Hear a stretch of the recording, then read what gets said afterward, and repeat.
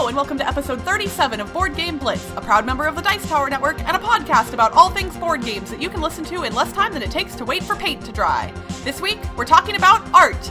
First, we discuss a few games we've played recently, like The Pyramid's Deadline, Kobayakawa, Russian Railroads, and BONK. Then we talk about art in board games, both illustration and graphic design, and how they can add to a game in a number of ways. Finally, we wrap things up with a look at the etymology of the word art. And now, here are your hosts, Ambie, Cassadi, and me, Crystal. So real quick before we hop into the episode, this is your reminder that I, Crystal, am participating in Draft Mechanics Fantasy Board Game League this season. My board games that I've selected for my team are being matched up against other people's board games, and if you go and vote on this week's matchups, or every week's matchups, that is, you can win $100 to an online local game store. So go to draftmechanic.net/FBGL and you vote on me because you love me, and that's what you should do. I also wanted to give a shout out to another one of our podcast friends, the Board Games in Bed podcast, which is somewhat new. I don't know if I've mentioned them before, but it is hosted by a couple from the UK, Kelly and Becky, and they every week literally record from, like, they're lounging in bed on Sunday morning talking about what games they've played that week, and then they have a discussion topic as well. They recently had an episode just a few weeks ago about why board gaming as a hobby isn't more mainstream, and I found it really interesting and enlightening, and so I just wanted to give them a shout out. And they probably, by the time this episode releases, I think they will be just back or getting back from their honeymoon because they just recently got married, so congratulations, Kelly and Becky. But so they've had a little bit of a hiatus episode release wise, but that might give you a little extra time to catch up on some of their past episodes. But yeah, definitely check out Board Games in Bed. It is awesome.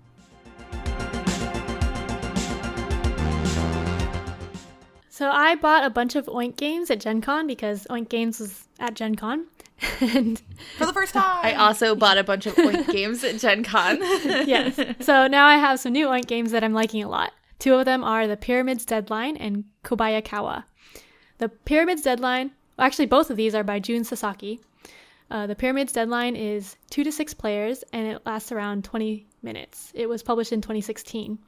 And it's a puzzle game where you're building a pyramid out of like triangle and rectangular shapes, kind of like the tangram shapes, and you're trying to complete your pyramid before the pharaoh dies.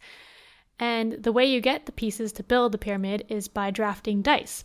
And the pharaoh dies when all the red squares run out. So depending on which pieces you choose, because one die is left over at the end of each round, depending on which pieces you choose, you can make the end come quicker or slower. And if you don't finish your pyramid, there's certain rules for what a finished pyramid is. You won't get any points if you don't finish. So it's interesting trying to make sure you can complete your pyramid while still making it as big as possible because you get more points for a bigger, better pyramid. And I enjoy the puzzle aspect, and it has a decent amount of interaction in the drafting and the red square timer thing to make it interesting. And Kobayakawa was published in 2013. It's 3 to 6 players. It's also really short, like 15 minutes. And it's also published by Yellow now, although I heard the coins are better in the Oink version. They're nice metal coins. I'm not sure what they are in the Yellow version. So Kobayakawa is like a light poker game. I don't really play poker because I don't like losing money, but Kobayakawa... I mean, does anybody like losing money? I don't know. But it gets a good poker bluffing feeling in a really short time. There's only 15 cards in the deck.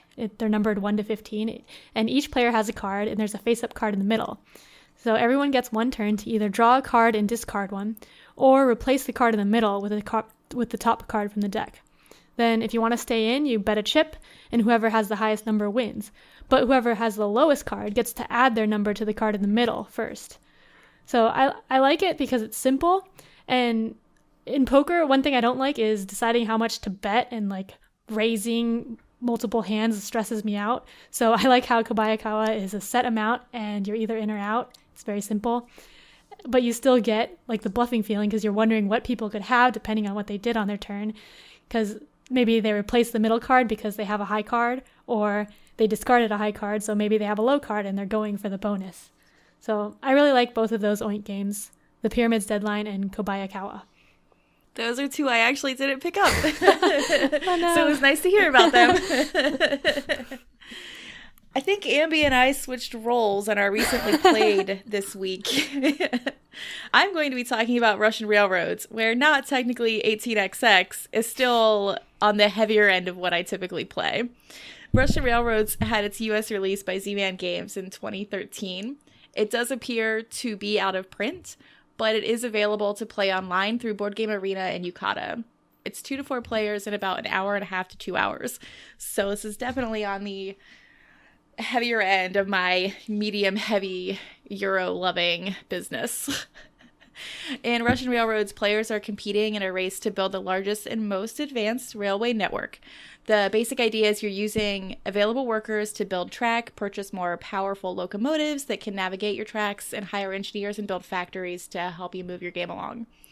I had no idea what I was getting into when I started playing this game. I didn't read anything about it. I had no idea. But at the end of it, I had the same exact feeling that I had at the end of Power Grid, which was, I need to play this again because I know all the things that I did wrong and I know what I should have done and I have all these new ideas and I really just need to play it again. Since it's out of print, not so easy to do because it was not my copy of the game that was being played. About halfway through the game was when I realized that I was making big mistakes and I was trying to build up this huge engine for scoring points, but the game ended well before that point-scoring engine would have had time to do anything. And that's sort of saying something, because it was an hour and a half to 2 hours. I think it was about an hour and a half for our game, and I needed more time. I was like, I need this game to go on another hour, which is sort of crazy. Anyway, I ended my game with 201 points. My opponents ended well over 300. So, I did not do so well. Anyways, since I've played this game, I have now been playing on Yucata because Yucata allows me to play a solo variant. But if anyone is interested in playing this on Board Game Arena, look me up. It's Noah Jane, NoajaYne, and I will gladly play a game of Russian Railroads with you. Yeah, there's a huge ramp up in that game. You get so many points in the last turn. And you have to get there, like, real fast, too. I was not prepared. Like, the next to the last round, I said, man, I got 45 points this round. That's awesome. And the next player's like, yeah, I got 100. And I'm like, what? What even happened? What am I doing with my life? I really liked it, though. It was a lot of fun. So we went from kind of light to really heavy, and I'm going to take us back all the way to the other end of the spectrum to about as light as it comes, which is a dexterity game called BONK. So some of you may have heard of a game that came out last year called Klask, Klask. This is actually from the same publisher, Competo, I believe is the name, and they actually reached out to me on Twitter, and I have Klask, and they asked me if I would like a copy of their new game, BONK, and I said, heck yeah, I would. So they kindly sent me over a copy of it, so I wanted to give them a shout out and say thank you. There were no, they didn't ask me to do anything in return for that, so, but I wanted to talk about the game because it's a lot of fun. This game would be perfect for families, for kids, for literally anyone. It is... If you remember the 90s game Crossfire, it's kind of like that in a way, but a little more elegant. It's less frantic. Regardless, let me explain how it works. So, you're going to want to look at pictures of this board online because it's going to be hard to describe, but it's a big wooden board that's a little bit sloped. It raises up a little bit in the middle and then slopes down on both ends. And in each of the four corners is a plastic slide, and there's a wooden ball that starts in the middle of the board, and 4 players will control the slides on each corner. You roll steel balls that are smaller than the wooden ball down your slide and try and get them to hit the wooden ball and knock it into the goal on the other side of the board. So it's 2-on-2. You could technically play this with just 2 players, having both people control both slides, but that's really difficult. I recommend it with 4 only. But yeah, you're literally just sliding these steel balls down a ramp, trying to get them to hit the wooden ball into the other goal. But the thing is, when the steel balls fly into the other person's side, you can't like reach across the board and grab them. You only get to use the steel balls that come over to your side of the board. And if you don't have any balls, then the opponent's team has to give you one, but that's it. So then you have to wait for more to come over. And that's literally it. And I think first to score, I'm not even sure how many points, maybe 5 points wins the game. It's as simple as it gets. I really, really enjoy it. It's so much fun. It's a great little light filler game. It looks cool sitting on a table. So like if you're playing it, people will definitely be like, hey, what is that? And I believe that in the US, it is, I don't know if it already is, but I think you'll be able to get it at Target, just like you were able to get Clask. So it's pretty easy to get a hold of. If I go to Target's website, it is listed at $60. But I know that they often do discounts on board games pretty frequently, both in stores and online. So I would say watch for one of those sales to pop up, and I bet you this one would probably fall within that. So I did get this copy for free. I don't think I probably would have paid full MSRP for it, only because even though it is very well produced and a lot of fun, I don't think that $60 is worth what you're getting component-wise, but for me personally, gameplay-wise, I don't think it's something that I would have needed to have in my collection for $60. But so I wanted to be full disclosure there that I did get my copy for free. But yeah, if you have like kids or casual gamers that like to play games, like this is a great addition to a collection, and it's a nice talking piece. Is that the right term? Talking piece? Yeah, so if you're comparing it to like a coffee table book, I feel like a talking piece is appropriate. Yeah, like that's what it seems like to me. It's something that you're going to leave sitting out, and then when you've got a couple minutes, you're gonna knock some balls around, I guess. Yeah, it's definitely cool. It's going to be a conversation starter is probably a better term for it. And it is a lot of fun. I highly recommend you check out BONK by Competto.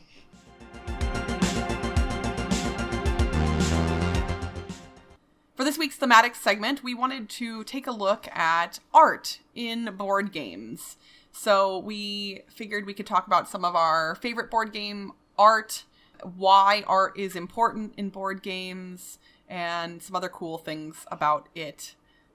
It is important to note that we are going to be mentioning a lot of names during this segment, and we will likely mess up the pronunciations of some of them because a lot of these artists do not have American names as they are from other countries, and we apologize in advance.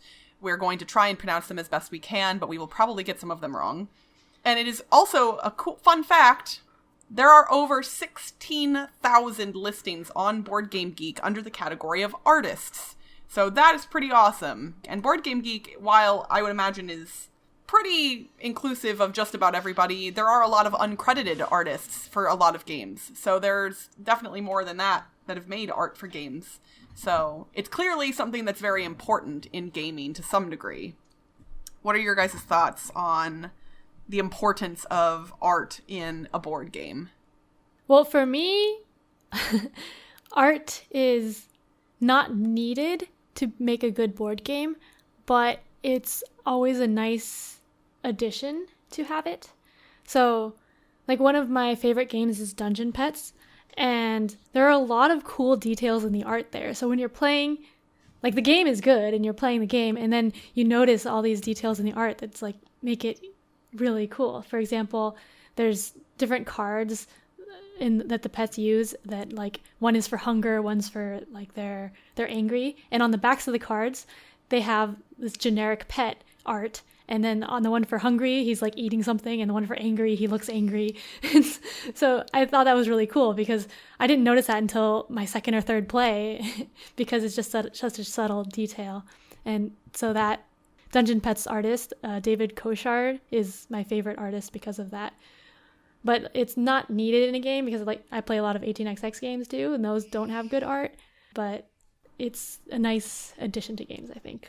But the question is would Dungeon Petz be your favorite game if it didn't have the art? Well, it's not my favorite game. It's one of my favorite games. Well, one of your favorite games if it didn't have the art. Like, would you if it had no still... art. Well, another thing is the theme. The art goes with the theme. So it needs some art to have that theme, I think. Because if it had no art at all, you wouldn't be, like, buying pets. Right. You'd be buying stick figures. I guess even if it was stick figures, it would be okay, I think. To be fair, every game has a little bit of art or at least graphic true. design, because otherwise there's literally nothing on that board or piece of paper or whatever. And it is important to note that art or illustration and graphic design are two different forms of artwork, both of which are often important in gaming.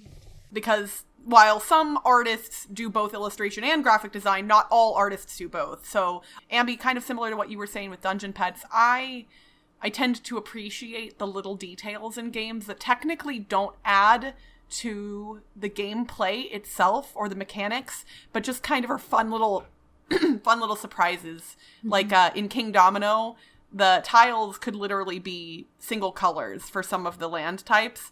Like water could just be solid blue, but instead of that, like if you look at one of the water tiles that's 2 water, there's like a Loch Ness monster like swimming underneath the water, and it doesn't add anything mechanically to the game, but every time that tile comes up I smile because it's nice. And when you build your final kingdom, having all those little details in there kind of almost creates like a little imaginary world in front of you. And the artist for Kingdomino is Cyril Bouquet. And I looked to see what other games he's done because I really like the art in Kingdomino. And he's done a couple pages worth of games listed on Board Game Geek, but not really many that I have run into. There have definitely been a few games that I've purchased just because of the art. The most recent one I can think of would be Shiba Inu House. I saw this game and immediately had to have it because it's the cutest thing I've seen in a really long time. And in this one, the artist and the designer are the same, and it was Chen. I'm terrible at keeping up with designers, artists, anything, because I'm a horrible board game player. But I really like this game, and the art is honestly one of the reasons why I like it so much. So my favorite board game artist is Marie Cardouat, and I think she's probably best known for her art in Dixit and all of its expansions, which is just lovely. She also did art for one of my favorite games, Steam Park, and its expansion, and she's done some other games as well. She did Hop? Did Hop. Yes, she did Hop, which is also beautiful. And she did, And Then We Held Hands, which I haven't played yet, but I've been wanting to. Her art kind of has an ethereal, like magical fantasy quality that is just lovely, and I like it a lot. And going back to illustration versus graphic design, it seems like Euro games and like heavier Euros tend to have less illustration or less room for illustration because there's no characters really. There's not like cards with story art that you can do except other than the cover art really. So I think graphic design is also a lot more important in those heavier games too, because there's a lot of things going on and you want to be able to see what's going on clearly. And it feels like as hybrid games, as they are coming to be known, have become more popularized, I think that the blending of those two worlds has allowed for more interesting art in Euro style or games with Euro mechanics. And I think a good example of that would be Above and Below and Near and Far, which are both designed and the art is created by the same guy, Ryan Laukat. He designed the games and did all of the art for them. He's an incredibly talented person. It kind of blows my mind that he does all of that stuff on his own, and it's all beautiful. But those games are definitely Euro-style games, but they're also very thematic, which I think y'all know at this point. A lot of us like games that are both Euro and thematic. So, yeah, his stuff is great. And then there's Scythe, which was built based on the art, right? Yep. Yeah. Like, I think Jamie Stegmaier, the designer, saw the artist Jakub Rozalski. He saw his art and then made the game and the whole lore based on that, I think. So. And now there's a video game real-time strategy coming out based off that world. Oh, really? I did not know that. That's pretty cool. I mean, so for me personally, it's interesting because what I was inclined to say just off the top of my head is that the art can help bring me into the world of a game more, like, thematically. And I think that that's not an untrue statement, but when I really, like, start thinking about it more, the games that I love, that I feel are the most thematic, don't always have great art. So I think art can help immerse you in the theme of a game, but the mechanics often need to be there and strong as well to help bring a theme out. And I think a great example of that is something that I've discussed before, the Legendary Encounters Firefly game, which many people know, and I have mentioned that the art on that game is not great. And it's not even just that it's not great, it's not consistent. Like, the art for a single character throughout the game will look wildly different between one card, the next, the box, the rule book. And so you would think that that would be off-putting, but I finished the campaign of that game not too long ago, and I must say, for a fan of Firefly, the TV show, that game was awesome. And while the art was not great, it did not take away from the experience in any way, shape, or form for me. Now, if you're someone who's never seen the show and you attempted to play that game, I imagine you might have a different opinion, because you don't I have those pictures in my head. I know what those characters look like. I know what they sound like. I don't need the art on the cards to help build a world for me. So it didn't bother me. I just basically ignored the art on the cards while I was playing and just let the text and the story come through. But yeah, if you didn't have anything else as a frame of reference, you might be like, ugh, this is kind of weird.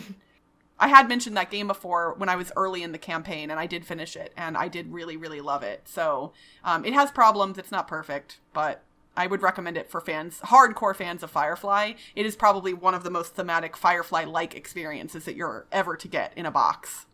Yeah, for me, thematic immersion is also more on the mechanics than the art. So one game that I really like is Tragedy Looper, and I think the mechanics of that work really well with the time travel theme. The art's fine, but I think the graphic design is pretty bad. It's really dark and really hard to distinguish things, the different tokens. So that makes the gameplay more difficult because you have to like look closely to see what's going on, and the text is small and stuff like that. So that's not really art related, but more the design as a whole, I think. Well, and I mean, yeah, no, that's a good point, that the graphic design of a card or a board or a piece of anything in a game can potentially ruin the experience if it is not well thought out. Yeah, so for me, I think that can actually ruin a game more than art. Because if the cards are hard to read or if something's hard to see, then if the appropriate weight isn't given to the pieces of information on a card, like if you have to struggle to look for information, then that makes the game more difficult to play. Yeah.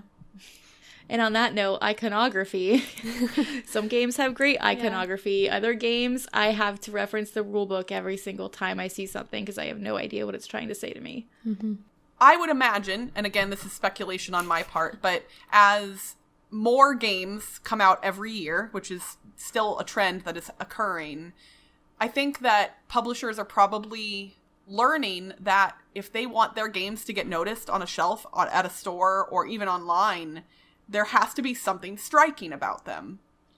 I mean, back in the day, board games in the 80s were often like a really cheesy photograph of people playing the game. Like that was what was on the cover or on the back of the box.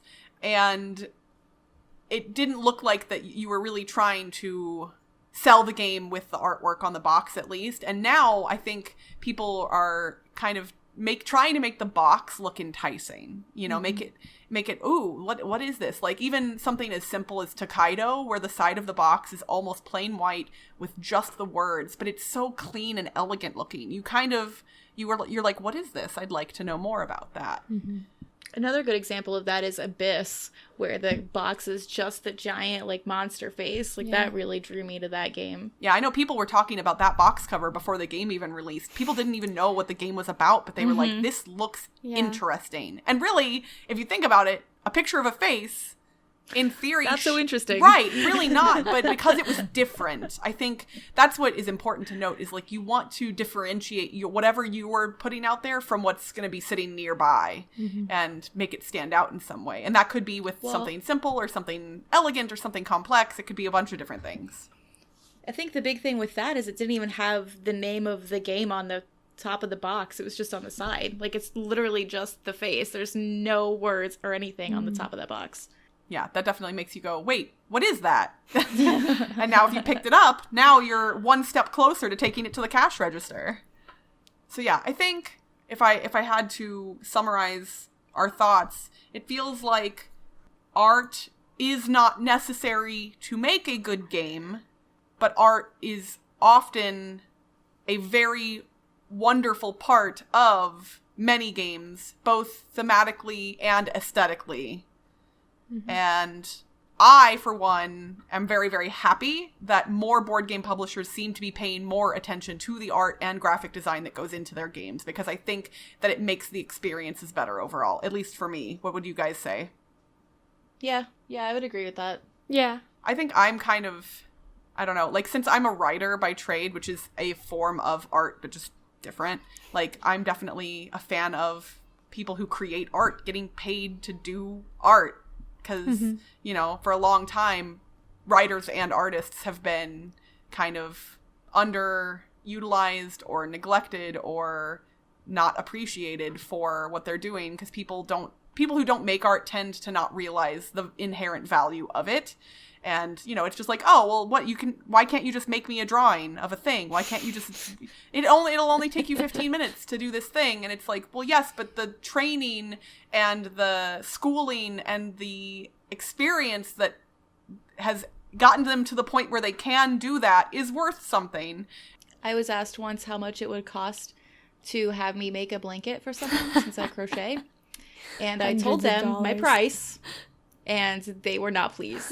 And I'm like, well, I have to get the materials. I have to spend this amount of time on it. You want it to be this big? Like, I'm sorry, this is the cost. Yeah. My time is valuable. It's still definitely a problem in our society that art is undervalued a lot by many people who don't understand how art is really created. And it seems like board games and gaming in general are getting better about that, but we're still not there yet. So make sure that if you support artists, both not just necessarily with your dollars, but like talk about the artists that you love and support them. Oh my gosh, I didn't even mention one of my other favorites. Beth Sobel is a board game artist who I absolutely love. So Beth Sobel has illustrated a bunch of games that... Oh, Beth Sobel was the artist on World's Fair 1893, which we just talked about in the last episode. That. She also, I should pay attention to things. Yeah, she did Herbaceous, which is a game that I love. She did Lanterns, the Harvest Festival, Viticulture. Oh, I love that game too. Between Two Cities. I like the... dang it. Stop it. So maybe Beth Sobel is Cassidy's favorite and she didn't even realize. Seems like it.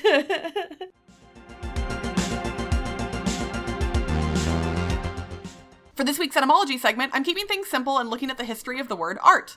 The noun form of the word art, meaning skill as a result of learning or practice, originates in the early 13th century. It can be traced back through an old French word of the same spelling, as well as from the Latin word artum, which meant work of art, practical skill, a business, or craft. It can be traced back further to the Proto-Indo-European arti. It has some etymological similarities to the Latin word arma, which means weapons. So that's kind of interesting. Art as a weapon. I'm now picturing an epic battle, not fought with swords or arrows, but paintbrushes and oil pastels. So the meaning of art, a skill in the creative arts, was first recorded in the 1610s, and then in the 1660s it was used in reference to art forms such as painting, sculpture, and other things that more specifically. I found a quote about art that I really liked from the Irish poet W.B. Yeats. Supreme art is a traditional statement of certain heroic and religious truths, passed on from age to age, modified by individual genius, but never abandoned. The revolt of individualism came because the tradition had become degraded, or rather, because a spurious copy had been accepted in its stead. So clearly, art has been important for a very, very long time, and I imagine it will be even more important in the years to come. And that's it for this week's Board Game Blitz. Visit our website, boardgameblitz.com, to get links to all our social media pages, including our Facebook, Twitter, Instagram, and Board Game Geek Guild. If you're enjoying the podcast and want to show us a little love, you can become a patron for as little as $1 a month. Just head to patreon.com/boardgameblitz. Our patrons get a lot of benefits, including access to our private Slack channel where you can chat with us directly anytime. Our theme song was composed by Andrew Morrow. Technical support provided by Toby Mao. Board Game Blitz is a proud member of the Dice Tower Network. Check out the other shows in the network by visiting dicetowernetwork.com. Until next time, can you paint with all 3 colors of the Blitz? Bye, everyone! Bye!